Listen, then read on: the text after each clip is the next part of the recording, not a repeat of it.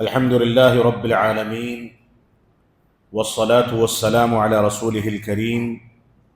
محمد وعلى آله وأصحابه أجمعين أما بعد أعوذ بالله من الشيطان الرجيم بسم الله الرحمن الرحيم محمد رسول الله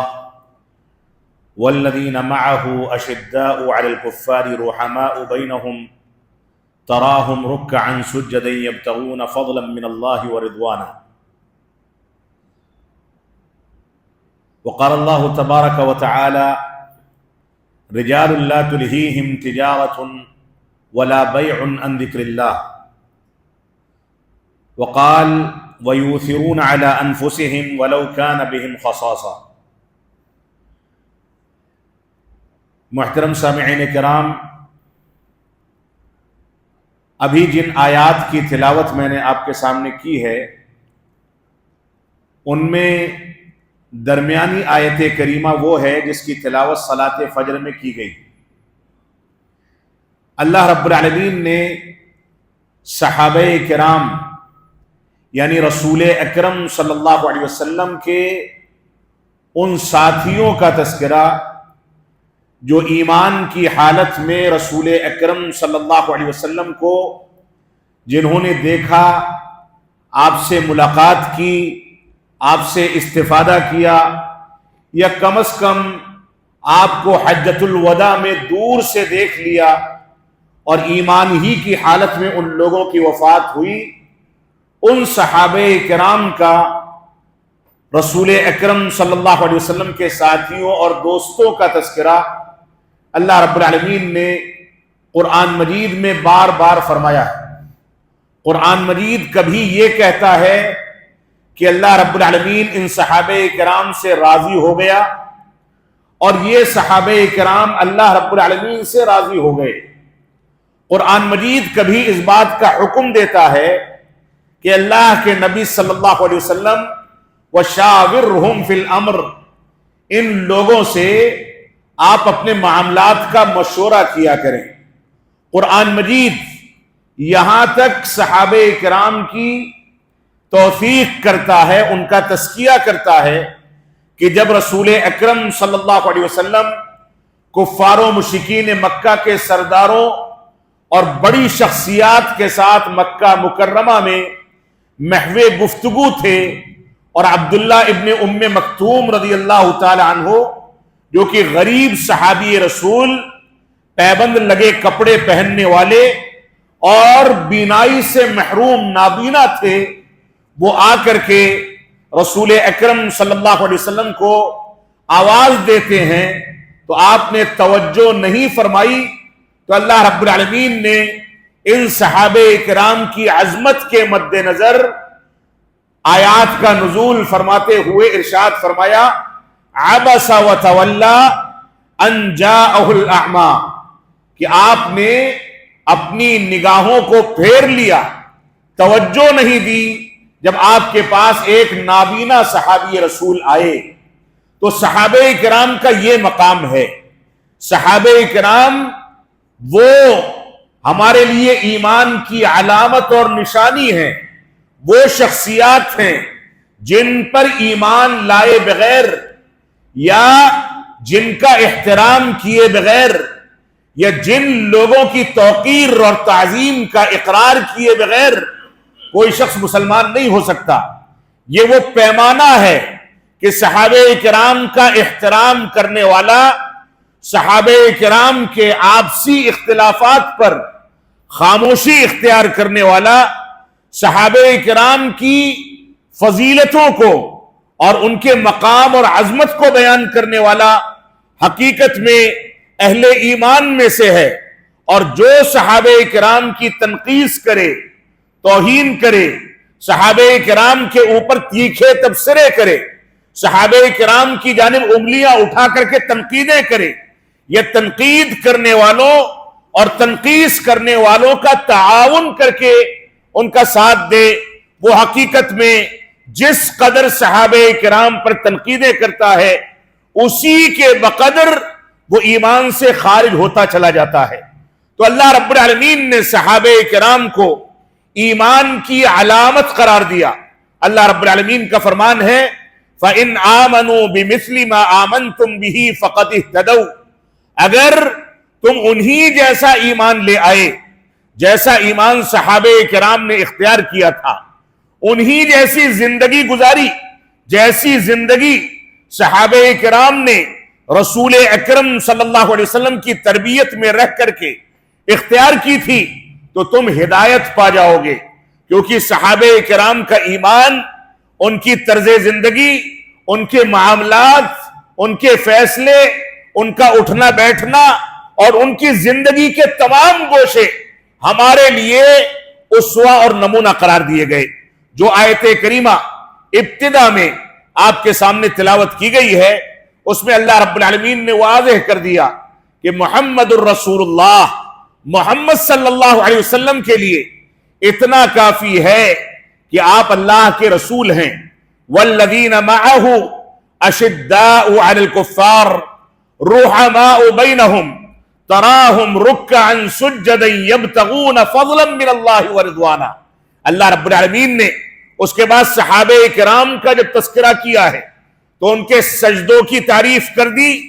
ان کے رکوع کی توثیق کر دی، ان لوگوں سے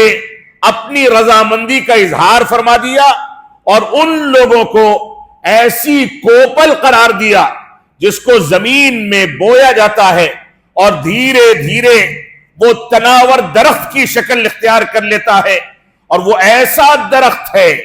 ایسا معیار ہے، ایسا میزان ہے جس کو دیکھ کر کے تمام کے تمام منافقین، تمام کفار اور اسلام کے جو بھی دشمن ہیں وہ دیکھ دیکھ کر کے جلتے ہیں، بھنتے ہیں، اور ان کو منہ چھپانے کی جگہ نہیں ملتی۔ یہ صحابہ کرام کا مقام ہے۔ اللہ کے نبی صلی اللہ علیہ وسلم کا فرمان ہے اذا ذکر اصحابی فامسکوا، طبرانی کی رواہ طبرانی فی الکبریٰ، امام طبرانی کی ان کی کتاب کبریٰ کے اندر یہ روایت موجود ہے۔ اللہ کے نبی صلی اللہ علیہ وسلم فرماتے ہیں اذا ذکر اصحابی فامسکوا، جب میرے صحابہ کا تذکرہ آئے، ان صحابہ کرام میں کوئی تفریق نہیں کی گئی کہ وہ صحابہ کرام جنہوں نے آپ کی صحبت تھوڑی بہت پائی، یا وہ صحابہ کرام جو آپ سے قریب رہے، اہل بیت میں شامل رہے، یا وہ صحابہ کرام جن کو خلیفہ راشد قرار دیا گیا، ہدایت یافتہ قرار دیا گیا۔ جو بھی صحابہ کرام رسول اکرم صلی اللہ علیہ وسلم کی صحبت میں رہے، چاہے دور سے دیکھا ہو، قربت اختیار کی ہو، آپ کی صحبت میں ایک لمحے کے لیے ان لوگوں کو رہنے کی مبارک گھڑی نصیب ہو گئی ہو، اللہ کے نبی صلی اللہ علیہ وسلم نے سارے صحابہ کرام کے بارے میں واضح کر دیا اذا ذکر اصحابی فامسکوا، جب صحابہ کرام کا تذکرہ آئے تو خاموشی اختیار کرو۔ کسی کو اس بات کی اجازت قطعاً نہیں ہے کہ صحابہ کرام کے اوپر چاہے خلافت و ملوکیت کے بہانے سے کوئی تنقید کرے، کسی کو اس بات کی قطعاً اجازت نہیں ہے کہ کوئی ابو ہریرہ رضی اللہ تعالیٰ عنہ کو غیر فقیہ قرار دے کر کے دین سے دور قرار دے دے یا ان کے بارے میں تنقیدیں کرے۔ کسی کو اس بات کی قطعاً اجازت نہیں ہے کہ صحابہ کرام کی تنقید کرنے والوں یا صحابہ کرام پر تنقید کرنے والوں کی جانب ذرا سی بھی توجہ دے، کیونکہ یہ صحابہ کرام ایمان کا معیار ہے۔ اس معیار پر جو کھرا اترے گا وہی کھرا مسلمان ہے، اور جو صحابہ کرام کے بارے میں غلط عقائد اختیار کرے گا، صحابہ کرام کو گالیاں دینے والوں یا ان پر تنقید کرنے والوں کی پیروی کرے گا، ان کی حمایت کرے گا، چاہے وہ فکر، وہ مکتب فکر ہو جس کو اخوان المسلمین کے نام سے جانا جاتا ہے، جماعت اسلامی کی وہ باطل فکر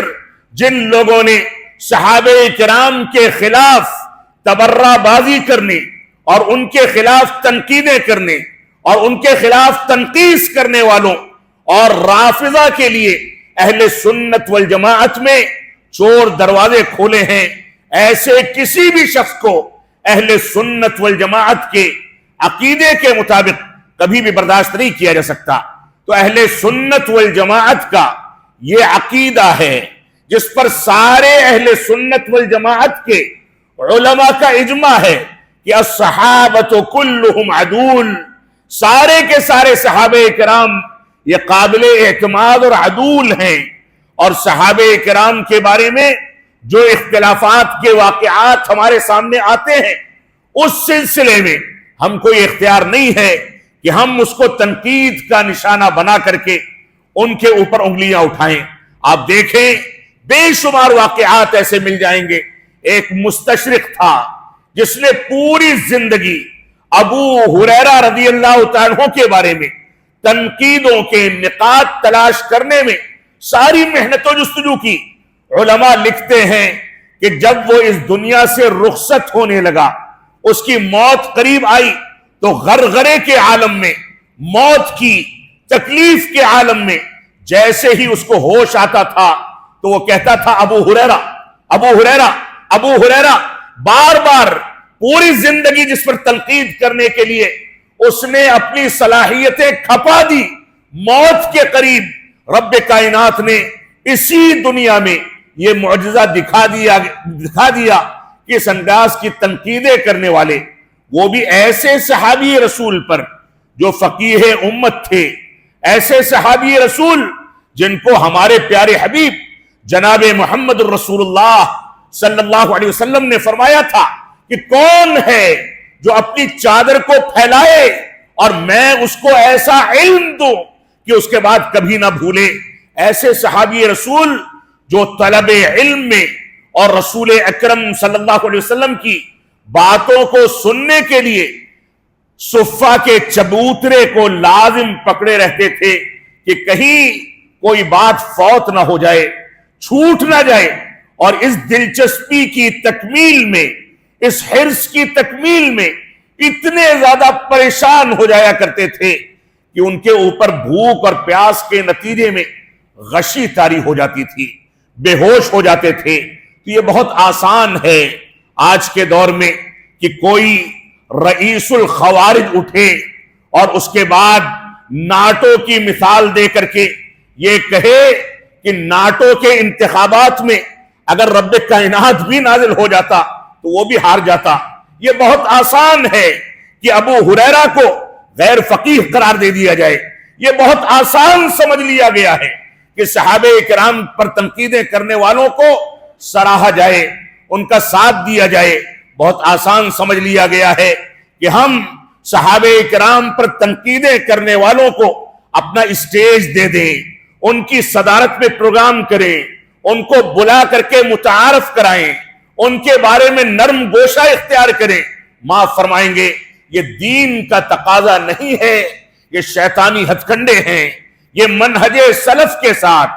بغاوت ہے۔ رب کائنات ہم کو صحابہ کرام کی عظمت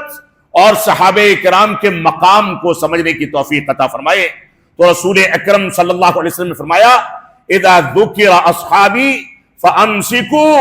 جب میرے صحابہ کرام کا تذکرہ آئے تو اپنی زبانوں کو بند کر لو، ہونٹ کے اوپر ہونٹ کو سی کر کے خاموشی اختیار کر لو۔ کسی کو اختیار نہیں ہے کہ صحابہ کرام پر تنقید کرے، اور اختیار کیوں ہوگا؟ جن سے رب کائنات نے اپنی رضامندی کا اعلان کر دیا، جن کی رضامندی کے اعلان پر مشتمل آیات کو آج نمازوں کی تلاوت کے لیے زینت بنایا جاتا ہے۔ ان آیتوں کی تلاوت کے